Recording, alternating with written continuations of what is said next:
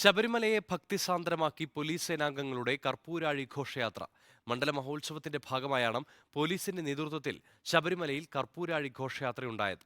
ക്ഷേത്രം തന്ത്രി കണ്ഠരര് മഹേഷ് മോഹനരും മേൽശാന്തി PN മഹേഷ് നമ്പൂതിരിയും ചേർന്ന് കർപ്പൂരാഴിയിൽ അഗ്നി പകർന്നു. വാദ്യമേളങ്ങളുടെയും കാവടിയാട്ടത്തിന്റെയും അകമ്പടിയോടെ ഘോഷയാത്ര 18-ാം പടിക്ക് താഴെ സമാപിച്ചു.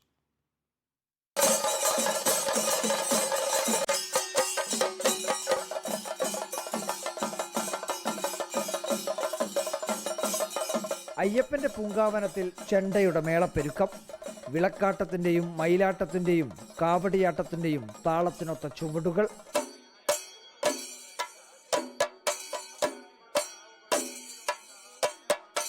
ശബരിമലയിലെ പോലീസ് സേനാംഗങ്ങൾ ഒരുക്കിയ കർപ്പൂരാഴി ഘോഷയാത്രയാണ് സന്നിധാനത്തെ ഭക്തിമയമാക്കിയത്.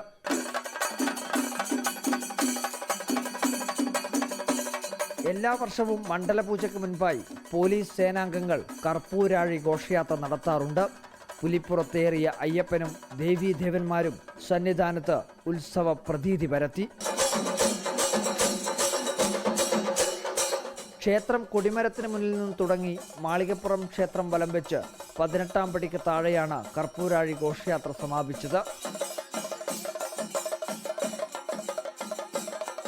എക്സൈസ് വിഭാഗത്തിന്റെ നേതൃത്വത്തിൽ വലിയ നടപ്പന്തലിൽ ഭക്തിഗാന സംഗീതാർച്ചനയും നടന്നു.